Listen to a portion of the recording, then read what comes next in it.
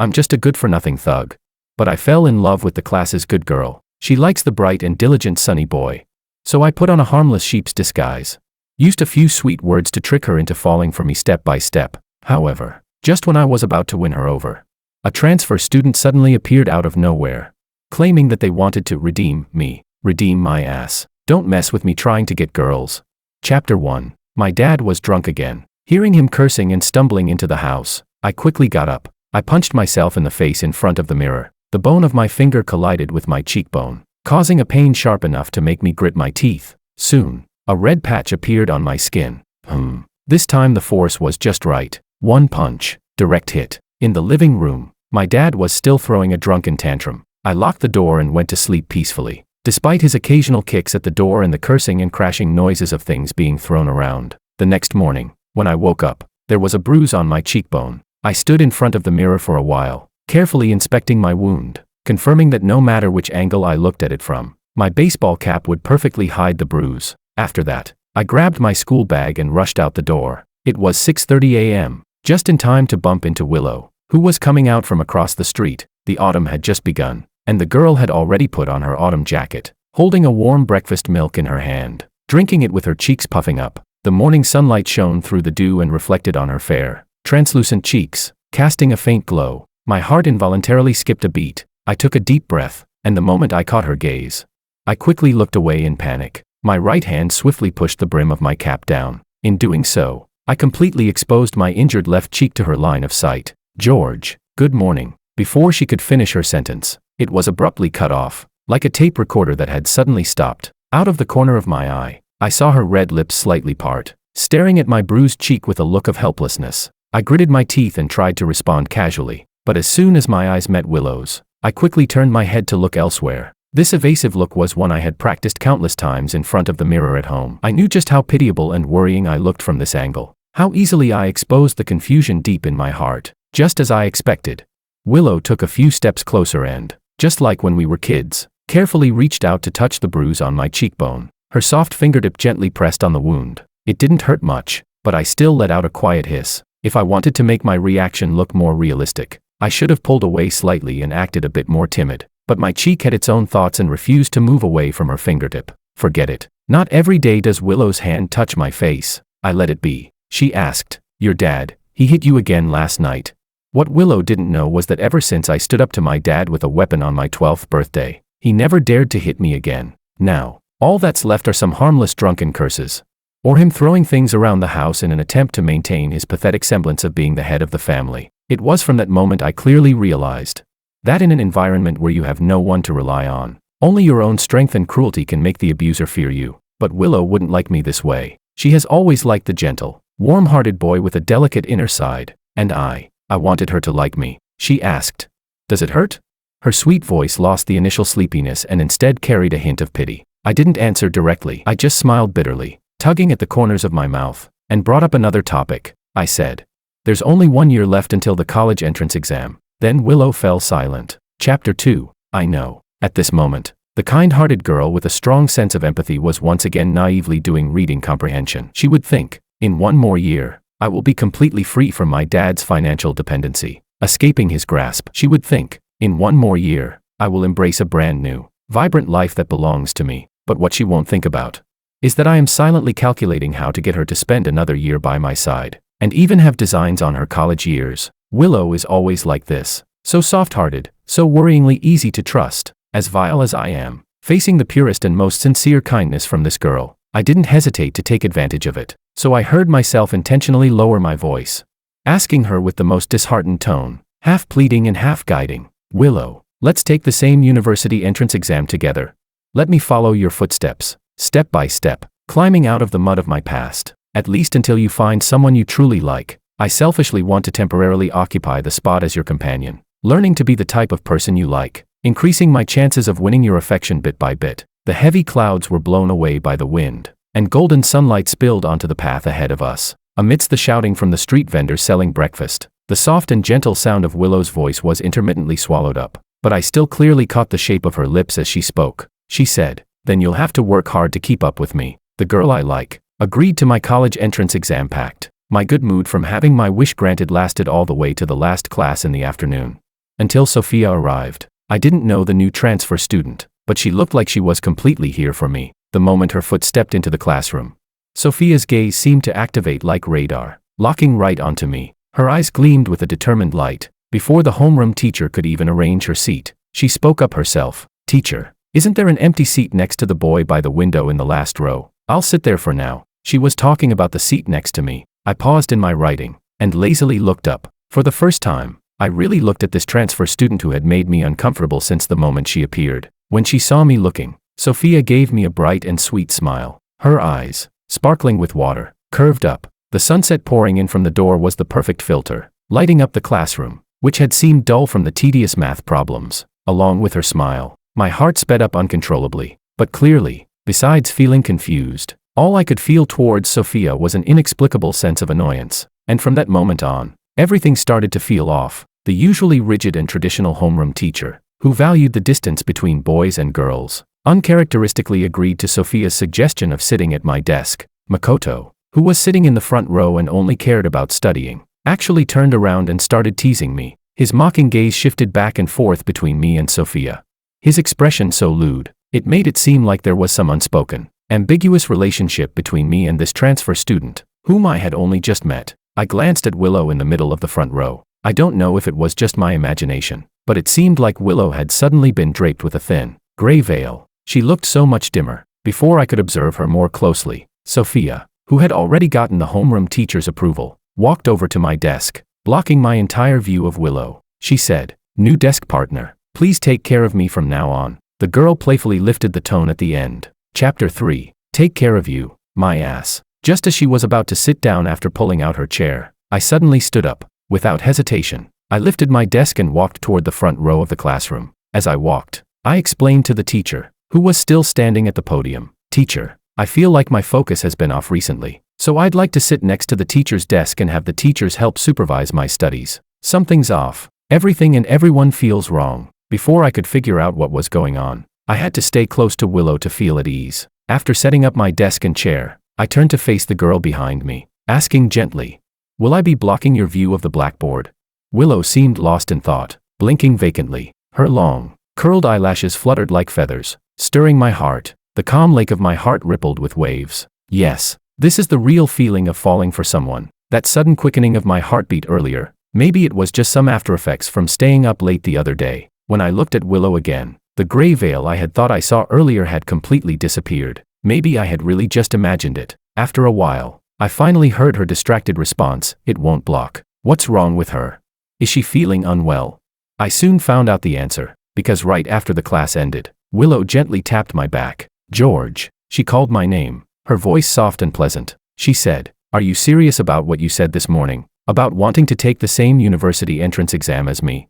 It was clear that Willow wasn't good at asking these kinds of questions, especially those that might have other implications. Her pale fingers, resting on the desk, curled up nervously, whether from embarrassment or something else. The back of her ears flushed with a faint red. Her doe-like eyes trembled slightly. "I'm serious," I said, emphasizing each word. "You've always been my ultimate goal." But Willow furrowed her brows. Her tone conflicted and troubled. She said, "But the university I want to go to has a very high cutoff score." I immediately made my stance clear. "So I'm going to have to work really hard from now on." She finally lifted her gaze to meet mine and, as if to confirm something, reiterated, "It's going to be really tough for you." I said, "What's the process of climbing up if not tough? But I believe the view from the top will make everything worth it." Her furrowed brow relaxed slightly, but she still looked at me hesitantly, as if wanting to say something but stopping herself. I slowly closed the distance between us. Half in jest, half testing, I teased her. "Got anything else to say? Let's ask all at once. Afterward, I'll need to ask Teacher Lou for help. If I give her the wrong impression of being weak-willed from the start, she might not want to teach me seriously in the future. Maybe my earnest way of calling Teacher Lou was just too amusing." Willow smiled. Her dimples appeared faintly on her cheeks, making me smile along with her. Well then, not only did the classroom brighten, but my entire world also lit up. And so, in the warm sunlight, Willow made her final request. She asked me, "Could you please not get too close to Sophia?" The smile on my lips froze as if someone had cast a spell. For once, I found my mind blank in front of Willow. Is she jealous of Sophia?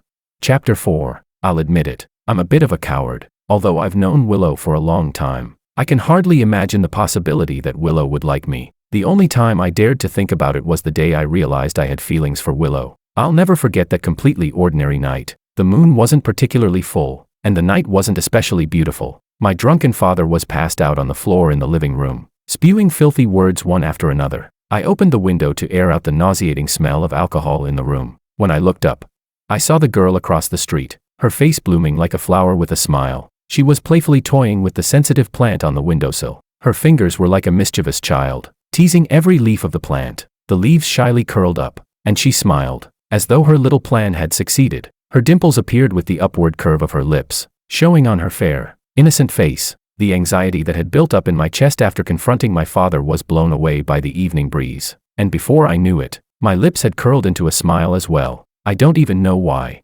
But I suddenly imagined myself as the sensitive plant in Willow's hands. What if her finger were to gently touch my face instead, her clear, watery eyes focusing on me the same way, her smile slowly appearing as her fingers lightly touched me? It was just an imagination, yet my profile felt as though someone was really gently tapping it with a fingertip. The strings in my heart were slowly plucked, sending shivers that rippled through me. I unconsciously swallowed. I suddenly felt flustered and dared not look at Willow any longer. As I turned my head to avoid her gaze, I caught a glimpse of my own red face in the mirror by the bed. The sound of my heart beating like a drum rang in my ears. My mind was dizzy and swollen, and all I could think was, I'm probably done for. Well, no, not probably. I'm already done. At this moment, everything about Willow's behavior clearly pointed to one possibility. She was jealous. Willow was jealous for me. Willow was jealous for me.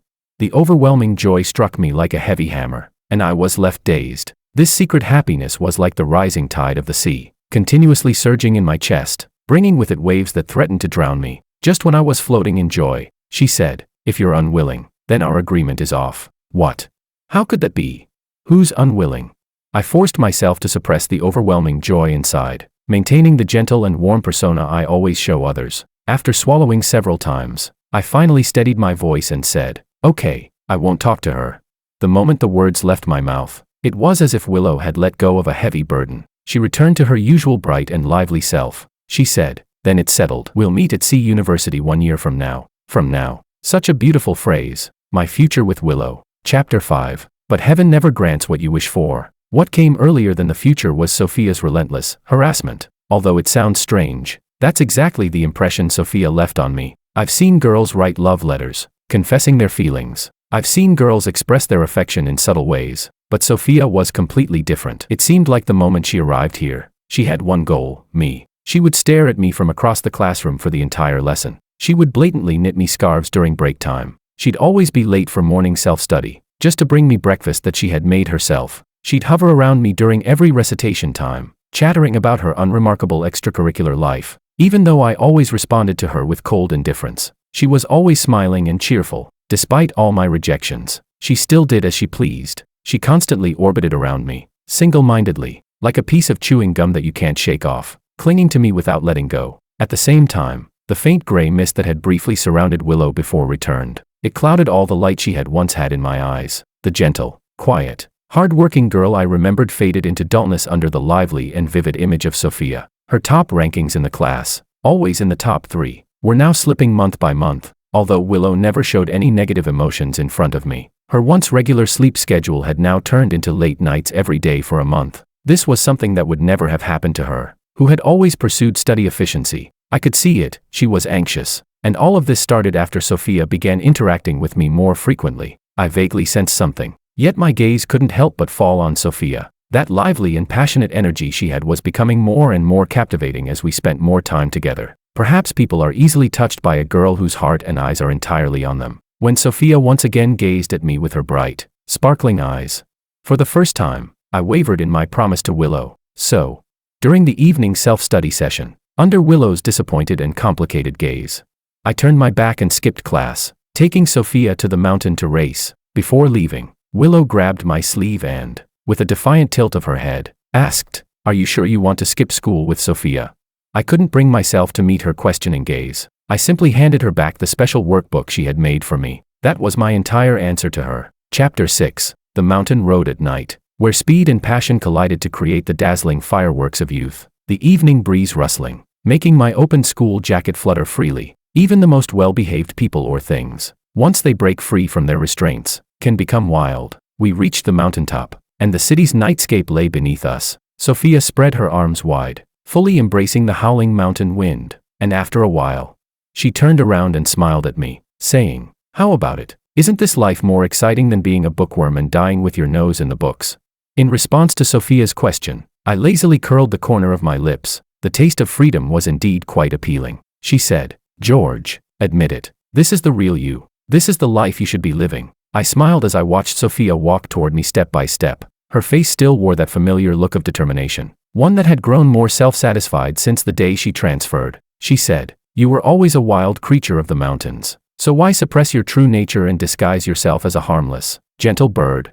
She continued, "What's the point of a boring, traditional girl like Willow? George, be with me. Willow only likes the version of you that you've pretended to be. Only I like the real, original you. With me, you can always be yourself." Standing still, Sophia slowly rose onto her tiptoes, her delicate, long neck stretched upward, showing a graceful line along her jaw. Then, I grabbed her by the neck. I sneered, "A wild creature of the mountains. Ah, well, that's one that bites." My fingers tightened little by little. In Sophia's fearful eyes, I hardened my voice. I said, "You didn't listen to my kind advice. You kept interrupting my studies and my life, over and over again. Sophia, I've never had much patience for others. If it weren't for not wanting Willow to see the other side of me, I would have acted against you the moment I heard you secretly encouraging classmates to isolate Willow. But the truth is, being polite and gentle doesn't work with you. If I don't show you what I can do, you'll never understand what boundaries and restraint really mean." Sophia's face turned bright red. At this point, she was still being stubborn. She said, "George, think back to the thrill of racing up the mountain road with me tonight. You'll probably never experience this kind of excitement with Willow. She's boring, stiff. Why would you give up being your true self just to please her? Only I truly like you after seeing the real you. I came specifically for you, to save you from the mask you've been wearing." Save me? No one knew better than I did what true salvation was. From a young age, I was nothing but a burden in my mom's eyes, a weight that kept her trapped in her miserable life. Whenever she thought it was time to leave, I would always panic and cry loudly. Her escape plan was always cut short by my screams, until I was 5. When I saw through my mom's every intention, after she left me again, I silently stared at her retreating back. From beginning to end, she never looked back at me. That night, after my father found out that my wife had left, he vented his anger all on me, pinning me against the door, punching and kicking me. After hitting me, he slapped his hands, cursed, and walked away, leaving me alone in a pitch-black room without a shred of light. The night breeze was cold, and it made my wound sting. I struggled to turn over, dazed, staring at the moon above, letting the dampness and coldness of the floor surround me. My father didn't care, my mother didn't love me, and I was laughed at and bullied by other kids my age. My personality gradually twisted in the accumulated resentment toward the world, until Willow moved next door with her grandmother. Chapter 7. Her experiences were very similar to mine, both abandoned by our mothers, both subjected to our father's abuse. The only difference was that she had her grandmother to pull her out from the claws of that misery. But that small difference didn't affect my subconscious urge to feel a sense of closeness to her because of our similar pasts. So, I took the initiative to stop her on the side of the road. "Hey, want to come with me to the internet cafe and play games?"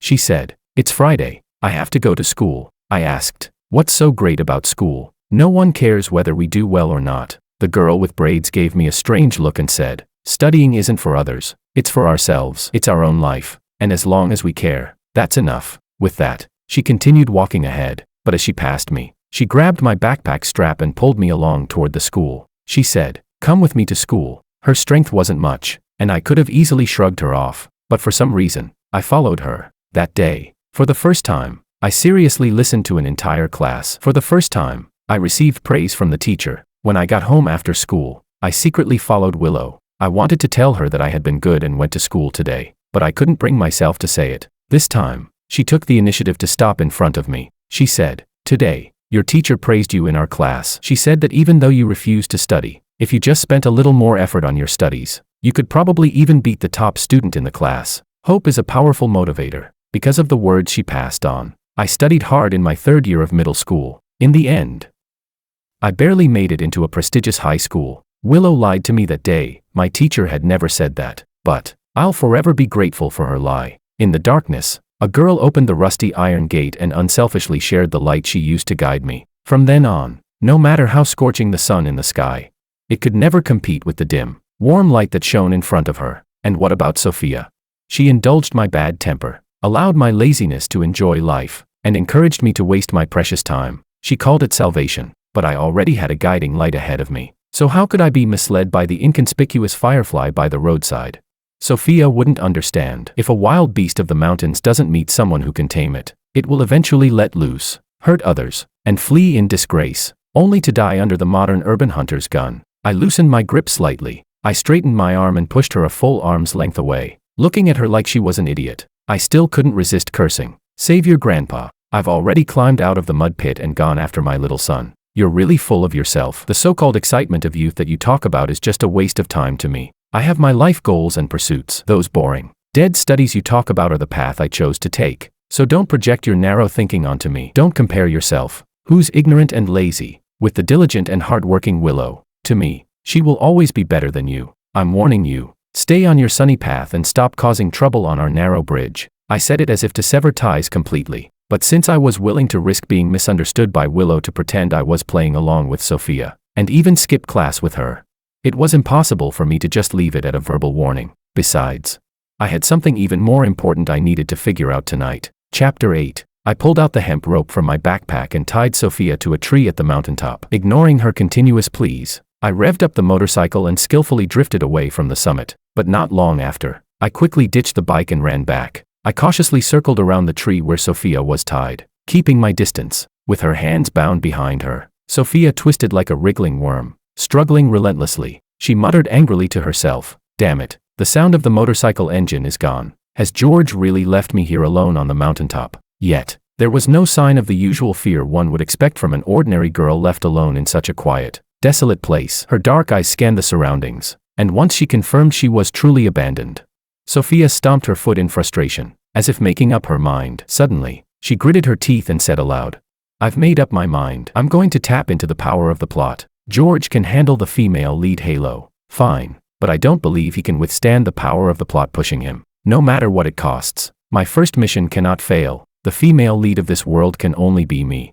She really was strange, but it was too late for me to do anything about it. Almost immediately after Sophia finished speaking, an invisible force seemed to push me forward. My heart raced unexpectedly when I saw Sophia. It felt like my consciousness was floating above me as I saw myself showing the gentle expression I only reserved for Willow, untangling her ropes, and pulling her into my arms. In the blind spot where my eyes couldn't see, Sophia's lips curled into a smug, self-satisfied smile. She leaned seductively against my shoulder, half complaining, half teasing. "You're so bad. You hurt me when you grabbed me earlier, and now you've tied me up." My arm prickled with goosebumps, but even so, I couldn't help but gently comfort her. This strange behavior continued until I got home. At the doorstep, Willow was standing by the road, holding the workbook I had returned to her. The late autumn night had already started to carry a hint of winter's chill. Willow's small nose was red from the cold wind, yet she still stood outside waiting for me. As soon as she saw me from a distance, her eyes brightened noticeably. "George, you're back." If this had been before tonight,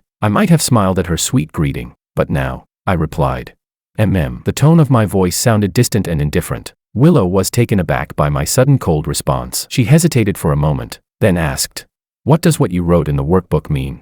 Fearing Willow might misunderstand, I had written a brief explanation in the front page of the workbook while Sophia was distracted, hastily jotting down, "I'll explain everything when I get back." But things had taken a turn. I tried desperately to resist that invisible hand, but to no avail. It forced me into a mocking expression as I lightly smirked and said to Willow, "You really believed it? I was just playing with you." The girl in front of me opened her mouth helplessly. There was something breaking and shattering in her watery eyes. Piece by piece, Willow's lashes trembled, as if realizing something. She looked at me, her voice trembling as she asked, "George, are you going to break our promise?" I answered, "Yes. I don't want my only youth to be wasted on boring studies." I heard myself answer without hesitation. Willow didn't say anything else, her expression turning cold as she nodded. "Okay, I understand. I should have believed that dream." Leaving those last words, she turned and left, the workbook in her hands flying into the air and landing perfectly in the trash can. My heart ached with a sharp pain, but the next moment,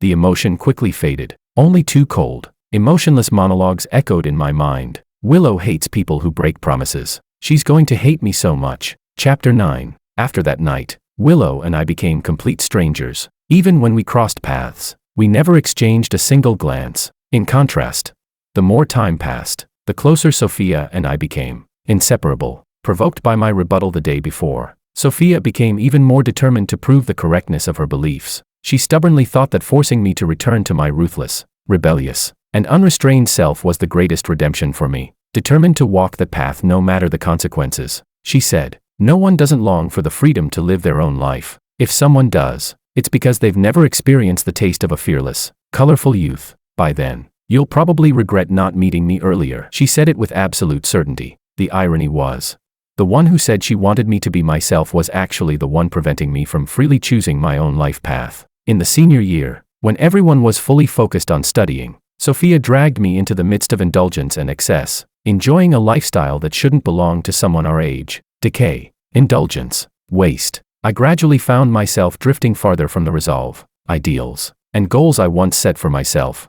Watching as my life was taken from me while I stood powerless to resist, I thought this was all the power of the plot that Sophia had talked about. Though angry, I could only suppress my emotions and look for any possible way out. But things were much worse than I had imagined. Willow fainted in class. After being sent to the hospital, the doctors couldn't find anything wrong, only saying it might be due to the pressure of the final year. But I knew that wasn't the case, because the gray mist that had surrounded Willow began, I didn't know when, to turn into a heavy black. As the black mist spread across her body, Willow quickly lost weight, and the healthy flush in her cheeks completely faded. I saw it with my own eyes, my heart racing with worry. But no matter how anxious and worried I felt inside, my body couldn't communicate any of it to Willow. No sound, no movement, no glance. My gaze was trapped, and I could only focus entirely on Sophia. Finally, on the evening of the winter solstice, the black mist completely enveloped her. Willow fainted again in the classroom amidst the sounds of evening self-study, and this time, she never woke up. It was the first time I clearly realized how quickly life can slip away, how quickly a flower that had just begun to bloom in the morning can wilt by the afternoon, leaving only the branches behind. My heart felt like it had been pierced open with scissors, the cold wind rushing in. Winter had settled into my heart and soul. Amid the overwhelming chill, I heard Sophia's triumphant voice by my side. She said, "Ha, this is the price of defying me." I was wrong. I always thought that as long as Willow was okay, I would have time to think of a way to break free from the control of the plot. But I didn't realize that from the very beginning, they never intended to let Willow go. If that's the case, then no one will get away unscathed. Chapter 10. Through the information Sophia inadvertently revealed during our interactions, I roughly figured out the strange things about her. She was an outsider in this world. She came with the task of targeting me, her goal being to replace Willow and be with me. But the world has its own stabilizing system and doesn't allow an unknown person to just appear out of nowhere. So, once it's determined who the outsider is, they will be erased. Clearly, Sophia used some kind of cheat to avoid being erased by the world. She replaced Willow and stayed in this world, and that meant her mission was one step closer to success. Because of this, when she learned that Willow had died, Sophia was in a great mood. That night, she dragged me to a bar, and in her triumphant state, she got drunk. After several drinks of strong cocktails, she became a bit tipsy. With her eyes half-lidded, she looked at me pitifully and said, "George, you have to be good to me. Okay, I'm betting everything to target you, and if I fail, I'll be punished severely." So, she softened her tone and leaned closer. "Can you start liking me earlier?" A thought crossed my mind. I glanced at the group of thugs who had been giving us sidelong glances since Sophia walked in. Seeing that Sophia was too drunk to get up, the group of men finally made their move, closing in on us with unfriendly expressions. The leader, a tattooed guy, Wolf, whistled at Sophia and ogled her lecherously. Knowing that the plot force wouldn't stop me from making any move to show interest in Sophia, I casually pulled her into my arms, and with my other hand, I provocatively gave the group a middle finger. As expected, they were immediately enraged. "You little brat, what the hell was that?" The situation escalated quickly, and Sophia's drunkenness cleared up a little. As she opened her eyes, she saw one of the men trying to grab her, and the others were shouting. Frightened, she kept backing away toward me. In the tense atmosphere, for the first time, I pulled her behind me and protected her, saying, "Don't be afraid." The girl's eyes lit up with surprise as she looked at me. It seemed like something inside her recognized this as my spontaneous action and told her. She probably thought I was starting to like her. What an idiot. She had already shown me all her cards and didn't even realize that disaster was about to strike. It was obvious. The tattooed man's target was Sophia. Seeing her behind me, he charged toward us to grab her. Seizing the moment, I grabbed an empty bottle nearby, smashed it, and struck him on the head with all my strength. The anger was instantly ignited. The man, who had pulled out the knife I had briefly seen when he entered, immediately stabbed at me without a second thought. I gripped Sophia with one hand, not letting her move from behind me, because only this way could I ensure that my body would fully take the brunt of the blade. The white blade pierced my abdomen and was quickly pulled out. Fueled by alcohol, the men relentlessly stabbed at me, again and again. The dance hall erupted in continuous screams. As my life was about to end, the plot force finally ceased to affect me. I endured the excruciating pain and slowly turned to face the girl's panicked, helpless eyes. Lifting the corner of my lips in a slow, faint smile, I said, "Target eliminated. Mission failed. Sophia, enjoy the punishment for your failed mission." What answered me was Sophia's piercing scream. "No, no. But you don't get to refuse. I paid with my life so you could face the cruelest punishment, with no happy ending. But it's too bad. I couldn't bring back the future that Willow and I should have had. I've never even held the girl I've been longing for." Chapter 11. The air in my chest was almost gone, and the suffocating fear surged over my head like a tidal wave. The next second, I suddenly sat up, gasping for breath, but I was met with Sophia's resentful gaze on the desk in front of me. Turning my head, I saw my own bruised cheekbone reflected on the smooth, newly cleaned glass window. I was back to the day Sophia transferred to the school. In an instant, my eyes eagerly searched for Willow's figure. She was sitting in the front row, head lowered, writing quickly. She was probably doing math problems, and a faint blush colored her smooth cheeks. I stared at her, almost greedily. But then, in the next second, I froze. Behind Willow, where she couldn't see, a streak of gray mist silently covered her again. As long as Sophia exists, Willow's life will always be in danger. Thinking of the scene where Willow's pale face was carried out of the classroom, I silently made up my mind. I pulled my gaze away and looked back at Sophia, who was now no longer smiling at me. Instead, a chilling coldness and obsession replaced the smile. Perfect. Let's see who will survive this. But before that, I kicked the chair in front of me, tapping Makoto on the shoulder. "Hey, class rep, don't you have an instant camera at school?" "Yeah, it's in my drawer." "Do you need it?" I said. "After class, could you take a picture of me and Willow?" He replied. "Sure." Surprisingly, Willow didn't ask any more questions about taking the photo. At the door of the classroom, I stood next to her. As the camera was about to click, I quickly raised my hand and gently placed it on Willow's shoulder, just like holding her. "Maybe, when the mountains are high and the water's deep, I won't be able to be with you." "Hey, there's only one photo paper left. Who should keep this photo?" Makoto asked. I took a quick glance at the photo. With the retro filter, the two of us smiled a little awkwardly at the camera. At first glance, it even gave off a vibe of a young couple in a high school drama. "Kind of perfect." "Really?" I said. "Just keep it. You're the one who'll take care of it. I'm a rough guy. I'll probably lose it soon anyway." I handed the photo to Willow. Willow has a special album at home. She's sentimental and often takes it out to flip through. "If it's with her, I can at least have my face seen again in the future," she said. "Okay, I'll keep it here." She took the photo and looked down at it, not sure what she was thinking. Downstairs, Sophia, who was a day student, had already reached the school gate. Without looking at Willow any longer, I quickly turned and caught up with her. Speechless, why was Sophia's cheat still following her, bringing it all back?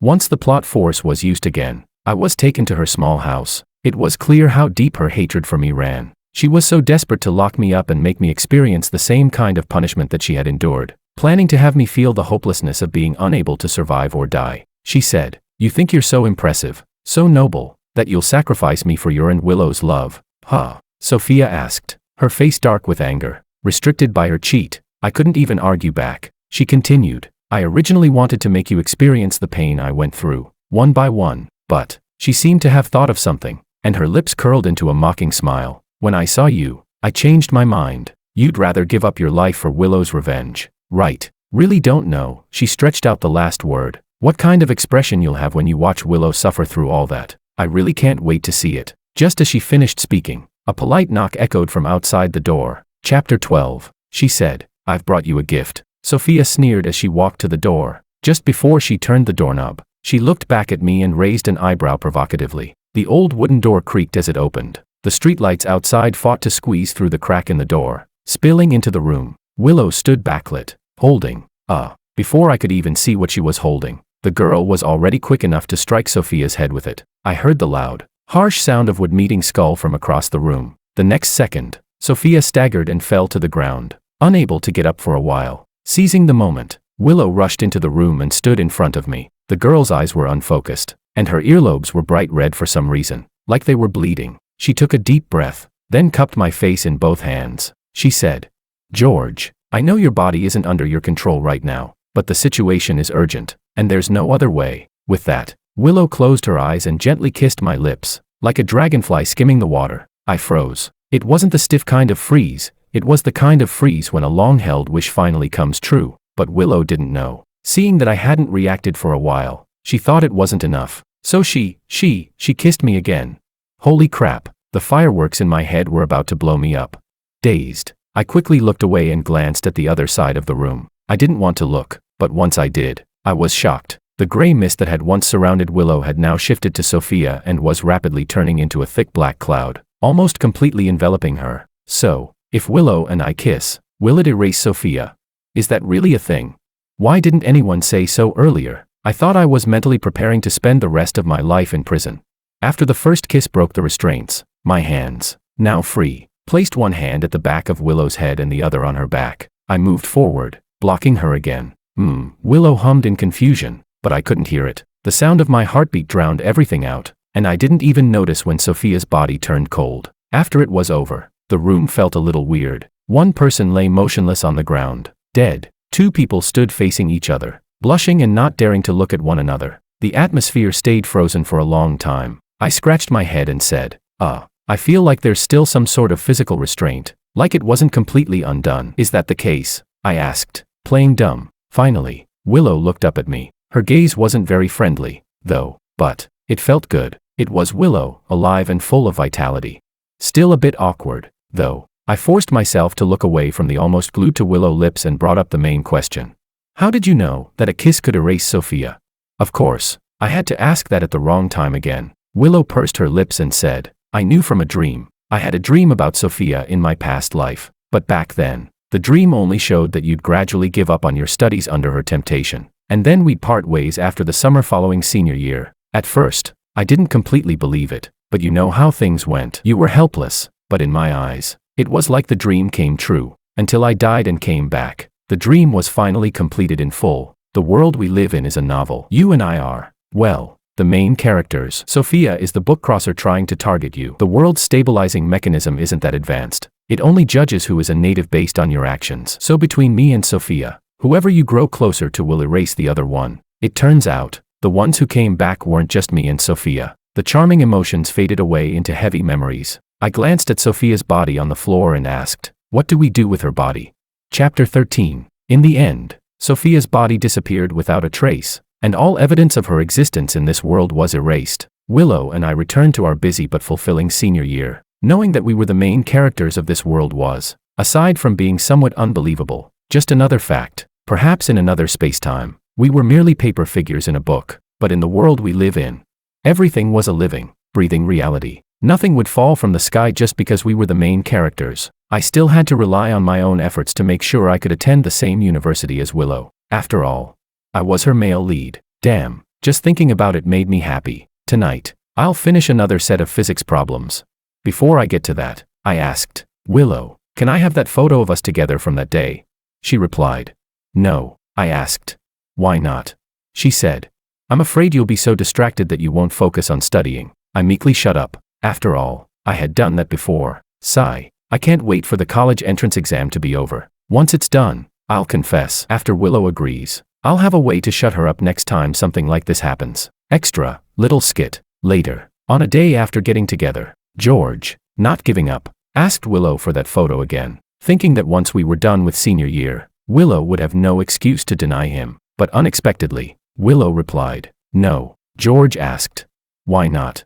She said, because you'll kiss my photo on the way. And that's a little embarrassing. George's ears turned red, because he had done that back in junior high. He had kissed Willow's photo, and a classmate found out. In a fit of embarrassment, he got angry, however, just when he was about to give up hope.